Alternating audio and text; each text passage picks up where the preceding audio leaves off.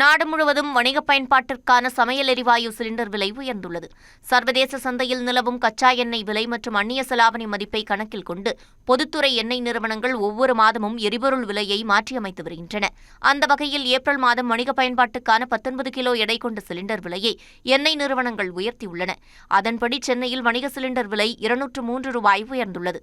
இதனால் 2043 ரூபாய் 50 காசுகளுக்கு விற்பனையான சிலிண்டர் விலை தற்போது 2246 ரூபாய் 50 காசுகளுக்கு விற்பனையாகிறது.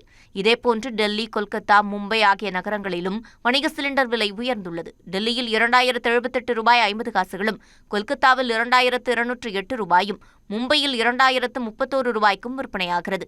ஏற்கனவே கடந்த மாதம் மட்டும் இருமுறை சிலிண்டர் விலை உயர்த்தப்பட்ட நிலையில் தற்போது மீண்டும் உயர்ந்துள்ளது.